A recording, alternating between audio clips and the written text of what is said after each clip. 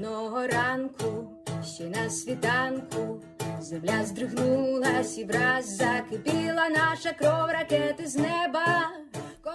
Geopolitics Decanted. I'm Dmitri Alperovitch, chairman of Silverado Policy Accelerator, a geopolitics think tank in Washington, D.C. I'm just back from Munich Security Conference, where the war in Ukraine was, of course, a very prominent topic of discussion. There's lots of other things happening over there right now. President Biden has just visited Kyiv.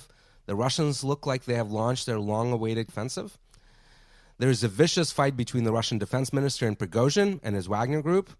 So who better to discuss all of this and more than my friend Mike Kofman, Research Program Director in the Russia Studies Program at the Center for Naval Analysis. Mike, welcome back. Hey, thanks for having me back on your program. So maybe we can start with this offensive. It's been long awaited. The Ukrainians have been hyping up the expectations for it, but I think you said recently in your Twitter thread a few days ago that it's quite underwhelming. So please expand how you see things unfolding right now. Yeah, I think people waited for it so long that they actually missed it when it began in late January, and kind of overlooked the fact that after Gerasimov took command of the war, Russian forces first began to go on the offensive at Vuhledar, then counterattack Ukrainian forces at Crimea. And actually, this offensive has been in progress for the better part of a month now. It's not gone especially well for the Russian military, although I think it's premature to rule anything out because you don't really know what's happening on the Ukrainian end. That is what's happening with Ukrainian forces. But generally, this offensive is running from Luhansk down to Donetsk, and it includes a Russian attack at Crimea, at Bakhmut and Bilohorivka, where they've been fighting for some time, Avdiivka, Marinka, and Vuhledar. So that's about 5-6 axes of attack. It's kind of a distributed offensive. There's no one specific place where you see a very large concentration of Russian forces. They've had a very hard go of it in Vuhledar. The Russian attacks there have been very successful because it's incredibly unfavored terrain to advance across. The Ukrainian forces are entrenched behind heavy minefields with anti-tank guided missiles, and it's completely open terrain, you know, in the frozen winter. So basically, Russian armored formations have tried to advance with more success. That's where you had the slaughter of the 155th Marines from the Pacific Fleet, right? Where an entire brigade just got slaughtered over there. The entire brigade got slaughtered, but I think they took pretty big casualties. And there's 155th Naval Infantry there. There's 40th Naval Infantry there. There's, I think, 72nd Brigade from 3rd Army Corps that they created, supporting them with a couple other units. And they're not meeting with much success. I think the Russian Airborne 76 counterattacking in Crimea has been more successful, push Ukrainian forces back into the forest that may lead Ukraine to abandon the Crimea campaign, or not. I don't know. It might yield incremental gains, and then you have Russian forces still making some progress outside of Bakhmut. I think Ukrainian forces may have to withdraw from Bakhmut. At least folks have been talking about that for almost 2 months now. I'm not going to say it's inevitable, but it's a growing likelihood. Beyond that, look, it's a big question what's happening with the rest of the Russian forces. So they do have reserves. They're feeding them piecemeal into the fight, and they're using them to replace casualties. But there isn't another large reserve army out there awaiting. I don't think there's another larger offensive that people are waiting for. The spring offensive began in the winter, and that's all it is. And it's not looming. This is it. And yes, Russian military may commit reserves to try to exploit somewhere and attempt a breakthrough, right? But I think that's about the most we can anticipate. Part of the reason for that is if you look at just straight numbers, the Russian military would have had to conduct a second wave of mobilization to create this additional force, and they didn't. Those predictions by Ukrainian officials that there would be 500,000 men mobilized in mid-January did not come true. So let me ask you this, Mike. One, I think a lot of predictions have been made that winter is going to be pretty stable, nothing is going to happen. You and I never believed in that, given that the Russians launched their original invasion in the winter. It made no sense to me why fighting wouldn't continue in the winter, and of course it has. But the one thing that's been a complete surprise to me, I tweeted about this yesterday, is that the Russians, instead of concentrating their forces sort of in one place to attempt a major breakthrough and expand on that breakthrough to try to get major territorial gains, are spreading their forces across this huge front. There's still concentrations in each of those areas where you talked about. So I don't think it's because they're so scared of HIMARS strikes that they can't position their forces in one area.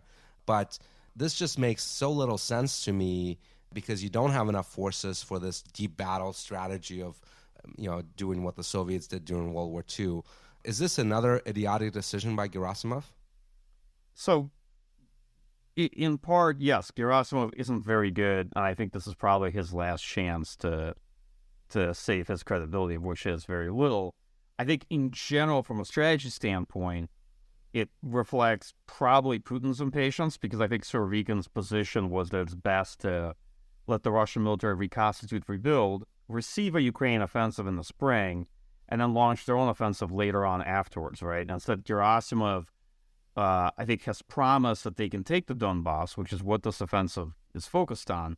But the Russian military is in no state to conduct it. It's been barely a few months since they've come out of their most vulnerable point and have stabilized both the lines and tried to rebuild manning levels with mobilized personnel. It's only been a couple of months. So if you look at the force quality, it isn't there. If you look at the leadership of the force, it isn't there either. The Russian military lost a lot of junior officers. If you look at equipment, they lost quite a bit and have a long ways to go to both repair it and replenish it with equipment pull-out storage. And if you look at the ammunition, although that's a hotly contested topic, I've been on one side of that issue for a while, I think they have major artillery ammunition constraints. I think they blew far too much ammunition last year, trying to compensate for manpower. And I think they're going to have to ration it. If they're not already rationing now, they're definitely going to have to after this offensive. And I think that circumscribes, sort of limits Russian offensive potential. If you're asking about why are they pursuing an offensive in this way, now the honest, of course, answer is I don't know. But if I was to give you my suspicions, is because they're trying to stress the Ukrainian military across a very broad front, that probably they don't have the capacity to conduct an offensive operation at larger scale effectively. And so across different parts of the front, you see about the size elements that they can reasonably push with. And maybe they are hoping for an eventual breakthrough into which they will then throw in additional reserve forces to exploit. But until they have it, and so far they haven't had any significant success, you're not seeing it. And of course, if that does happen, and you see Russian forces being sort of thrown into the breach, that's probably what folks will say, there's the spring offensive we were waiting for, and here it is. But I actually doubt that the Russian military will be able to develop much momentum, even especially at areas like Bakhmut, because you see a lot of the fighting's taking place where it already has taken place before. Avdiivka, Marinka, there's been fighting there for months. Vuhledar, and Ukraine has fairly entrenched lines. It's not that easy for the Russian military to break through. Beyond that, look, it's still a pretty sizable front, right? If you assume, in fairness, that Russia has, let's say, around 300,000 troops in Ukraine, a lot of those troops are stretched across that line and probably busy pushing along 5 to 6 axes with the additional forces they can muster. And then what's available in Russia is most likely a reserve or replacement so they can rotate forces, right? If you think even at best case scenario, they might have a 1-to-2 ratio or less of units available to rotate to those currently in Ukraine. So likely those units are there for rotation, and rather than some additional force that can deploy, because I think folks assume that Russia can deploy all of its forces consistently, but that'll ultimately lead to exhaustion, which is exactly what happened last year. I was reading up on the Donbas offensive in 1943, the Soviet offensive against Germany, pretty much in the same area where it's being conducted now.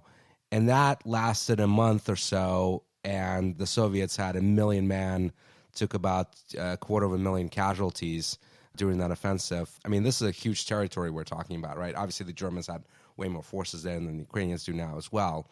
But it just gives you a sense of what's needed to actually succeed. And it's pretty clear that they don't have the manpower even for this, right? Yeah, so I think that in general, Ukraine no longer has a manpower advantage in this war.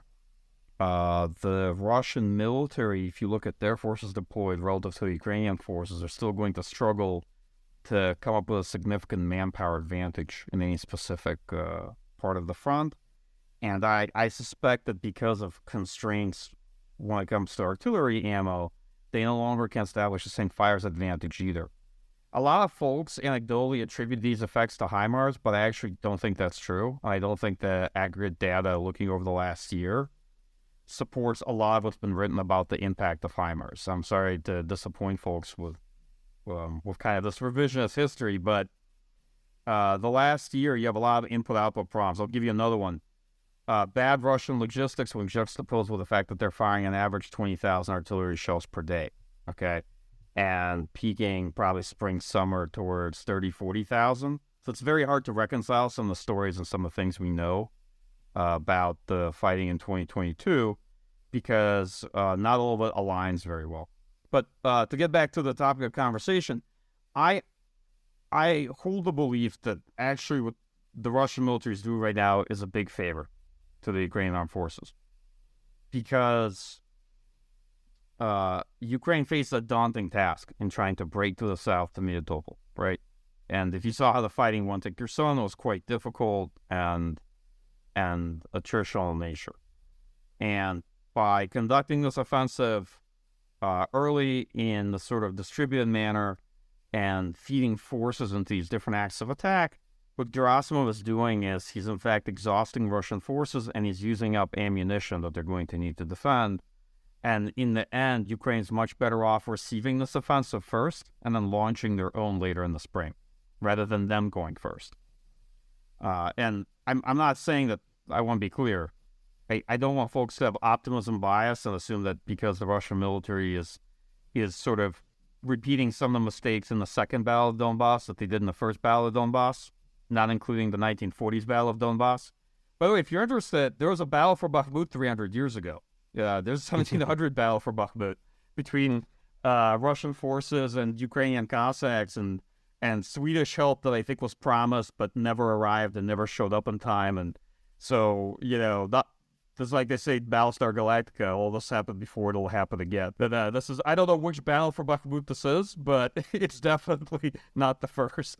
Well, you wrote about the first Battle of Donetsk in the spring and summer of last year with Rob Lee, and you said how that battle and the fact that the Russians lost so much manpower and particularly materiel in that particular fight really enabled the Ukrainian counteroffensives in Kharkiv and later Kherson as well, right? So do you see the same opportunities developing now?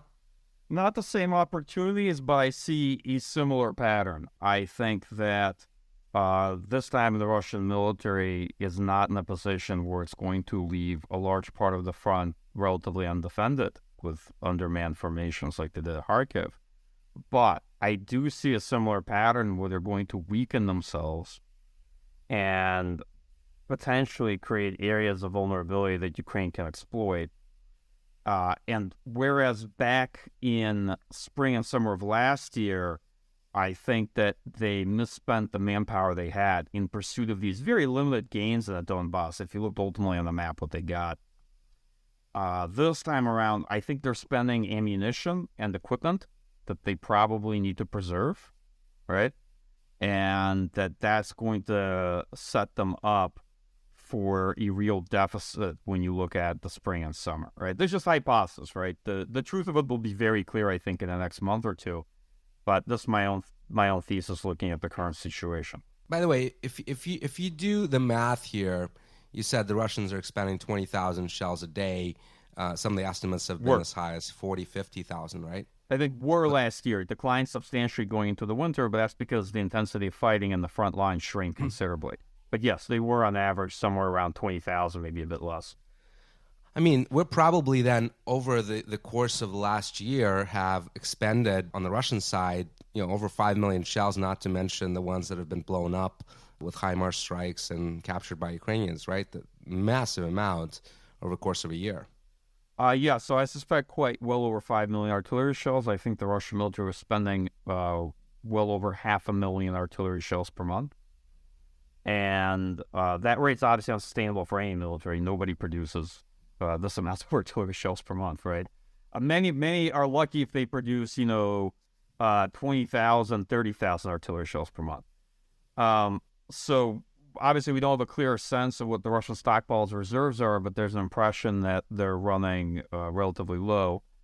Of course, let's put some asterisks in there.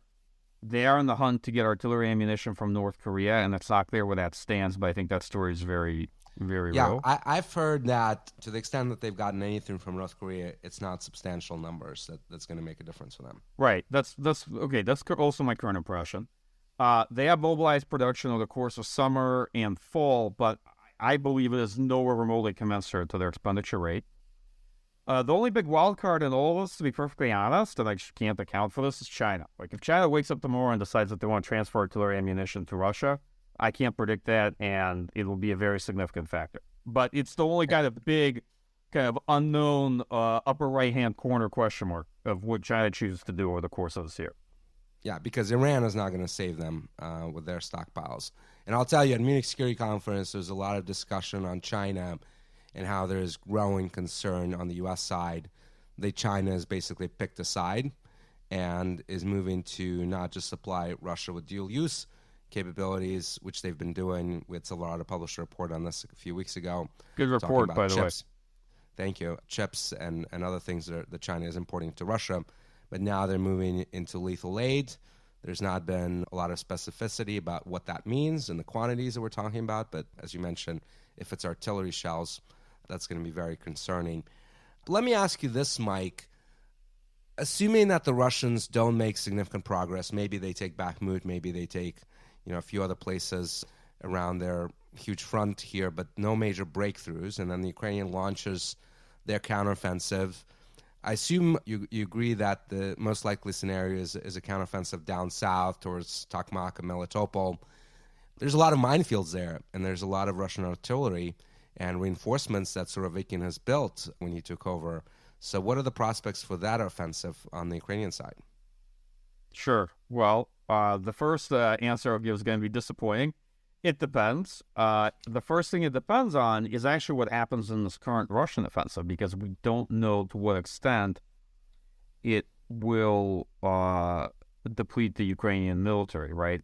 Meaning the casualties the Ukrainian forces will take in defending against it. Hopefully not many, but nonetheless, right? Ukraine right now is on the defense while trying to husband resources to conduct its own offensive operation later in the spring. So first answer is it depends.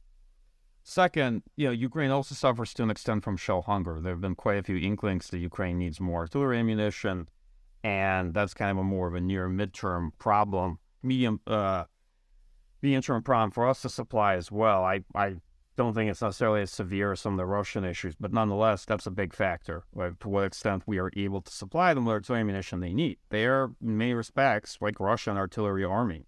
So if they were using conservatively, on average, 90,000 artillery shells per month, they're going to need even more than that for an offensive operation. And they're going to need to have that stockpiled in advance of an offensive, not, kind of starting an offensive and then looking for more.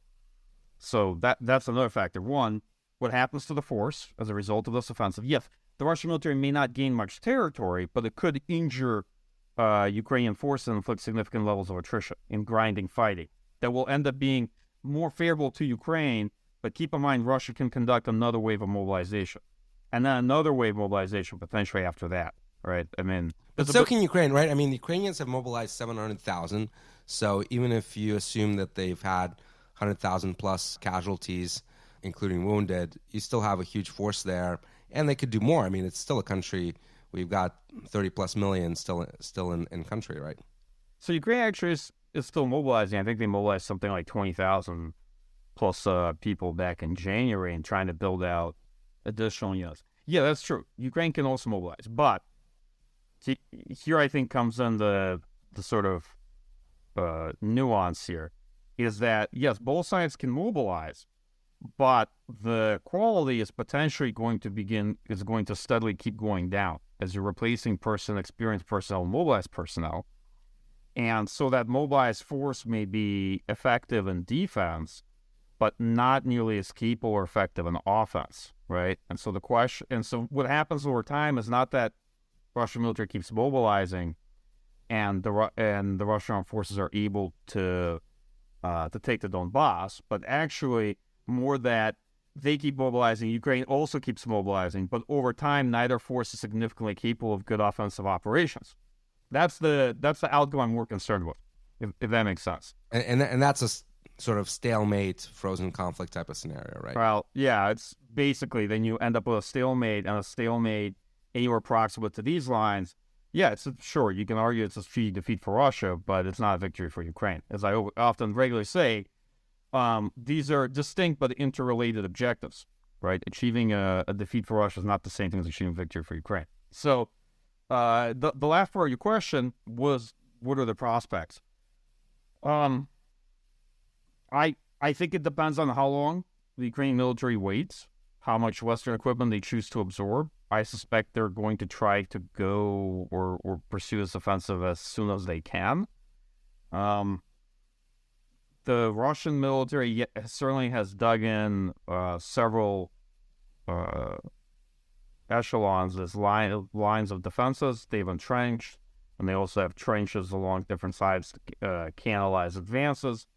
To what extent Ukraine will be able to break through, I don't know. I think it could end up looking like Kherson, where the offensive in practice is a series of pushes. Fitful starts, then stalling out, then pushing again, and will take several months to make progress, right? Is it possible for Ukraine to break to the south? Yes, it is. I think in general, Ukrainian forces have overperformed and the Russian military has underperformed. We sort of step back and characterize the overall course of the war. Is it going to be easy, or is it something that's, I think, that Ukraine will be able to succeed without significant cost? No, I think it's going to be a pretty challenging task. And by the way, you mentioned Kherson, and most people sort of assume, well, Kherson was a victory for Ukraine, and it certainly was. It was a grinding offensive with lots and lots of casualties, and ultimately the Russians chose an opportune moment to withdraw with most of their force intact, right? The Ukrainians were not able to destroy that force. And obviously we've talked for many months about the logistical issues of supplying that force across the river. No rivers in Zaporizhia that you need to worry about, and open steppe, not unlike the terrain in Kherson, right? That makes this very, very difficult. Yeah, that's right. There's no deeper river this time around, blown up bridges and highly constrained logistics, and the terrain certainly can be challenging. And I think you're absolutely right. So in Kherson, the Russian military was definitely on the losing side of that battle. It had no real chances for counterattack. It was bleeding people and ammunition, and it was just a matter of time before Ukrainian forces slowly inched their way towards the main ground lines of communication along the river. But at least when I was there in October, it looked like the lines were relatively stable and Russian forces were slowly withdrawing at their own pace. And again, with all respect to Wunderwaffe and HIMARS, it was not able to interdict the withdrawal of around 40,000 Russian troops with the bulk of their equipment either. So for all the impact the system has made on the war, and it provided Ukraine a capability, a difference in kind that it didn't have prior to introduction of long-range precision strike, I'm trying to slowly pull back and moderate the debate on sort of game changers and silver bullets and the technology fetishism aspect of the discussion. You may have seen my tweet on this, Mike, that the wonder weapon that the Ukrainians have had throughout this whole campaign was probably not HIMARS or TB2s or any of the other things that have been discussed, but it's been Russian incompetence. That's interesting. No, that's true. That's true. I don't want to take anything away from Ukraine's war effort, but certainly Russian competence, particularly Russian political leadership, right? The way, if we go back, it's the sort of ridiculousness of the high-risk decapitation attack without focusing on the Ukrainian forces and assuming that there wouldn't be much of a fight, and not doing many of the things that folks like me expected the Russian military actually to do, to completely unrealistic expectations of what the Russian military could accomplish, having lost a lot of people without conducting mobilization in the spring and summer campaign, to a refusal to withdraw, to the sort of annexation of territory that the Russian armed forces didn't control and actually were in the process of losing back in the fall. I think a lot of it goes to the political leadership, right? To demoting Surovikin, probably the one guy they had that had a clue throughout this whole war, right? Yeah, Tbilisi also, who's head of VDV after Serdyukov got booted. So I'm not sure what's happened to him, but I think he may have resigned or something along those lines. But sort of then having your best people stabilize the situation, demoting them, and putting back in charge of the operation the people that clearly don't know what they're doing and seem to be, honestly, I think Gerasimov and Shoigu might be a little bit delusional, but they're either delusional or they're good liars. I don't know which of those is true.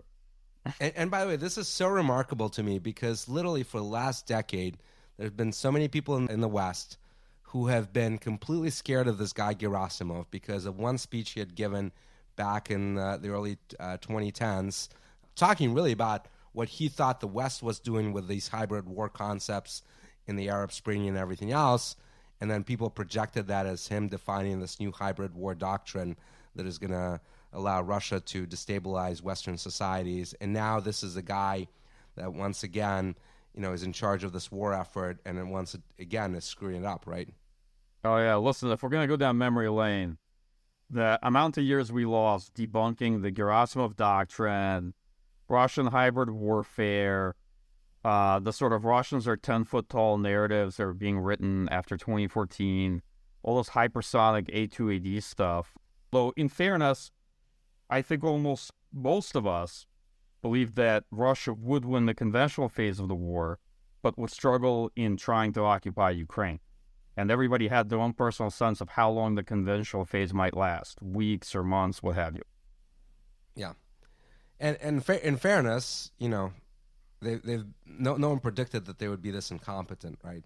But on that point, the incompetence is continuing, and one latest manifestation of this is this fight between Prigozhin and Shoigu, that Prigozhin is losing in a pretty remarkable fashion because Shoigu basically decided to starve him of artillery munitions. And what I find so interesting about all of this is that clearly Wagner has been important to this offensive, right? They took Soledar. They've made most of the advances near Bakhmut at a huge cost of casualties with these human wave attacks. And now, by starving them of munitions, Shoigu, obviously is retaliating against Prigozhin for all the things he's been saying about him, about Shoigu and Gerasimov and so forth. But he's also kind of kneecapping his own offensive, right? By making sure that Wagner, that has been a very effective force, is not able to contribute to this fight. That's what I find so remarkable. Yeah, it's an interesting... So there's an issue. So the way I look at it, Prigozhin's clearly the loser of Gerasimov being put back in charge of the operation. Also, Gerasimov brought all those people with him. Salyukov, Kim, and others. No offense, a lot of them are grandpas like him. They're kind of old generals who haven't seen a war in quite a long time. But he brought in and installed a lot of his own people. Nothing bad happened to Lapin. Lapin got appointed chief of staff of, I think, land forces. And the two things that it looks like Wagner's now missing is steady supply of artillery ammunition, right? They're being choked of artillery ammunition. And more importantly, steady supply of manpower, because it looks like Prigozhin can't get prisoners from the Russian prison systems anymore. And instead, Shoigu is finding ways to pull them into the military directly. I don't know where they're going, but they've cut them off of that too. So you see that Prigozhin's wings have been clipped in more than one way. I don't think he ever stood a chance against Shoigu, to be honest, in this contest, right? Like, Shoigu is one of the key people inside the regime. And Prigozhin is a relative outsider without a huge patronage network or any of this. Whereas people like Shoigu, it's very difficult to touch. It's like Sixteen. He's clearly overreached and thought that he had way more power than he actually did. And all of his power derived from Putin giving him a chance to Wagner, and in a fight between the establishment and Prigozhin, he had no chance.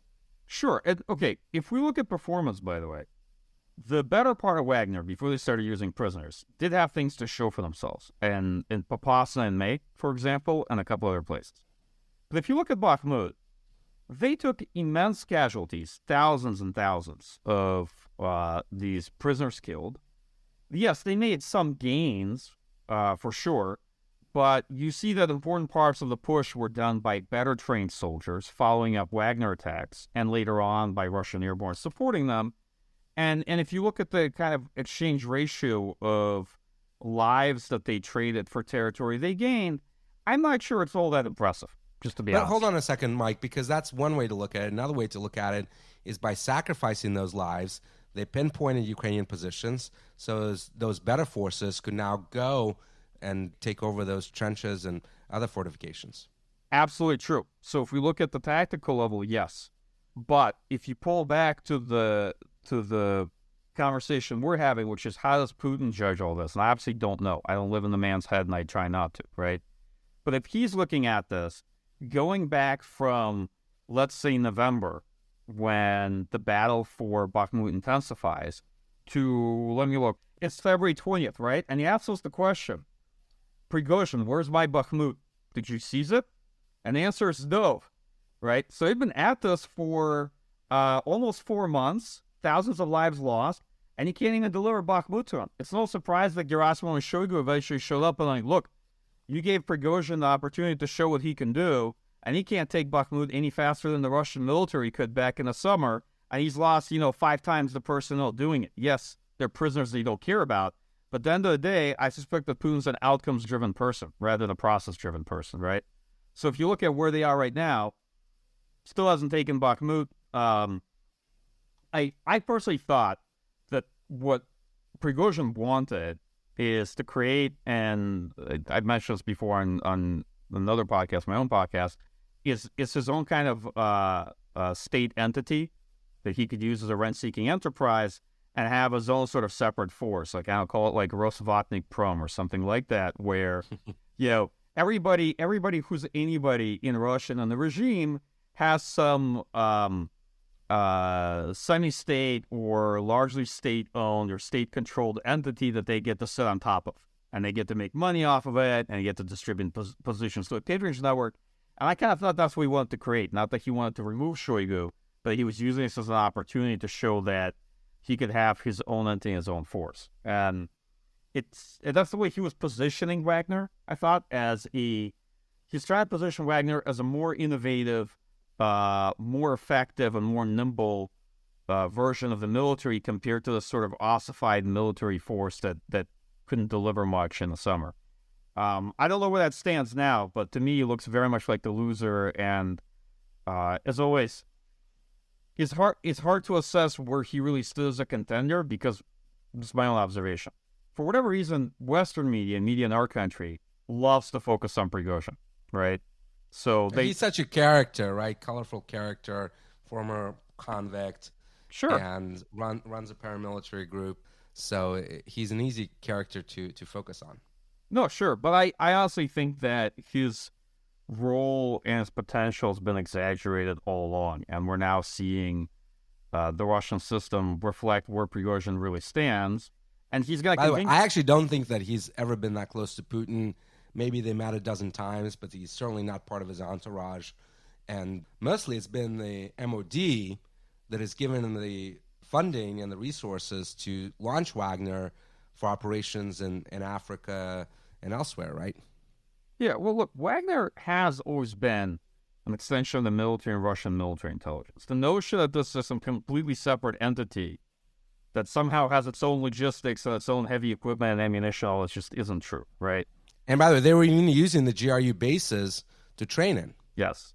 And for example, you can see in conflicts like Libya, you see that they're pretty much an extension of the Russian military, and what they get comes because the Russian general staff chooses that they get it. In other areas like Africa, they have a lot of room and opportunity to be on their own and to do what they want. But in the context of wars where the Russian military is involved, they're not nearly that independent detached as I think as it may seem. And that's why you see them now complaining, saying, where's our artillery ammunition? Where's our supplies? Yes, because that comes from whom? The Russian armed forces, right? So I think that's part of the issues that they in many ways were always much more an extension of the Russian military than not. Mike, let's look a little bit further out. We've been talking about sort of this near-term Russian offensive, Ukrainian counteroffensive. But do you think the Russians are capable of, assuming this offensive kind of stalls out in the near future, do you think they're capable of another offensive without another big mobilization drive, or that's going to be the choice for Putin coming into the summer and potentially fall, that if you're going to continue this fight and make it more than just a defensive endeavor against Ukrainian counteroffensives, you're going to need to do another huge mobilization politically. I think that's the call he's going to have to make based on his assessment of how this offensive has gone. I think that a second follow-on wave of mobilization is very likely. I just don't think it's going to happen right now. My own suspicion is that they may see what comes of this offensive and the Ukraine offensive in the spring and then mobilize after that and potentially attempt another set of offensives later on in the summer, right? That's just a guess at how, at sort of the potential trajectory of this war. I think that in order to be relevant for this offensive, they would have had to launch another mobilization wave well in advance, right? If they do it tomorrow, if Putin comes out tomorrow and he declares another partial mobilization, that's going to have zero impact on the current offensive operations. And it's not going to have much of an impact for the coming month or more. So it won't be for this offensive. I think what's happened is that if we kind of look at numbers, this is very back of the envelope, right? So caveat emptor. If we assume that the Russian military invaded Ukraine without having conducted mobilization, so many of the units we know had generated from a force that was perhaps at 70% manning levels, okay? And we've discussed this before. That's why they had all these force structure problems, manning problems, what have you. And they took, let's say, 150,000 total casualties over the course of last year up to today. And let's say many of them are unrecoverable. There's obviously a big error bar in that, but we're just going with some rough assumptions, all right? Then if they mobilized around 300,000 personnel, they were potentially able to make up for those casualties that they lost, sort of refill the units. They were then able to bring up the force closer to full strength, which would have taken up a substantial additional percentage of personnel, and establish and then use the additional manpower to be able to conduct rotation and replace losses. But just those two things would have already consumed the personnel they mobilized, those numbers. So when folks wonder, like, well, is there another additional force? My answer is I don't see how the numbers add up to that, right? And the front already is quite sizable. So to be able to have the Russian military man this front, have reserves, right, not have paper-thin lines, and then have some units set aside to rotate in and to replace losses, that probably is actually going to consume a lot of the manpower they mobilized since September. And in order to have sort of a second, much larger wave of attacks, or just to sustain this as a rotation, right, to have more forces to rotate these personnel eventually, you're likely going to need a follow-on mobilization. So, you know, I don't want to go in very hard on this prediction, but I do think it's more a matter of when than if. And I think that Putin's probably looking to see what happens in the next month or two to decide on the next partial mobilization wave. That's my best guess right now. That makes total sense because his choices are either go down this path and take the political hit or basically abandon this war, which, you know, doesn't seem likely because he's all in now. Yeah, absolutely. And I think that whatever happens in these offensives, look, the one strategy Russia can pursue is playing for time and an attritional manpower grind, right? Successful or not, to grind away at the Ukrainian forces, and this is the one big danger for the Ukrainian military that they have to avoid, right? Have to avoid battles. And by the way, not just to grind the Ukrainian forces, but grind the supplies of Western weaponry, which can be sustained at this level because we don't have the production capacity either, at least today. We're trying to ramp up, but it's, 2 years out. Right. So when it comes to artillery ammunition, I think in important areas those investments have been made, but to really show results is going to take about 2 years. So it's a near and medium term issue. I think in some places in the West, the investment in ramping up production capacity was made pretty late, and that's why it's going to be a big challenge this year. And when it comes to equip, some folks think that we're going to reach the high watermark of Western military assistance this summer. I don't know that's necessarily true. I'm skeptical of that. But you are seeing increasingly military... I mean, a lot of it depends, like if you're talking about value, that may not necessarily be the case, because I think at some point we're going to make a decision on jets, which are obviously very costly items. So we may be supplying less quantity but much more high value down the road, right?